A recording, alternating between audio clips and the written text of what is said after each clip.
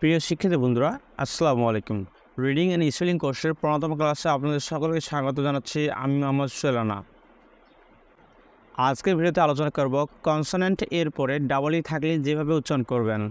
তার আগে ছোট্ট একটি রিকোয়েস্ট, যারা এখনও সোহেল ইউটিউব চ্যানেলটি সাবস্ক্রাইব করেনি তারা এখনই সাবস্ক্রাইব করে পাশে থাকা বেল আইকনটি প্রেস করে দিন, যাতে করে আমাদের পরবর্তী সকল ভিডিও নোটিফিকেশন সবার আগে আপনি পেয়ে যান। চলুন ভিডিওটি শুরু করা যাক। B double E, bee, B double E, bee, C double E, see, C double E, see, D double E, D, D, D double E, D, D, F double E, fee, F double E, fee, G double E, gee, G double E, gee, H double E, he, H double E, he, J double E, gee, J double E, G, K double E, key, K double E, কি, এল double E, lee, L double E, lee, M double E, me, M double E, me, N double E, knee, N double E, নি,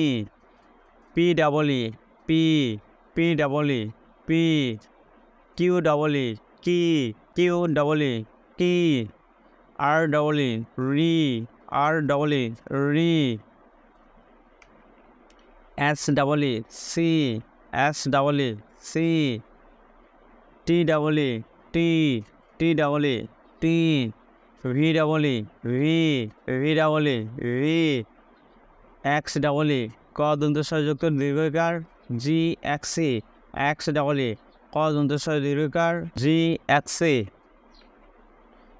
Z double E, zee, B double E, bee, C double E, see, D double E, D, D, F double E, fee, G double E, gee, H double E, হি, J double E, জি, K double E, tee, L double E, লি,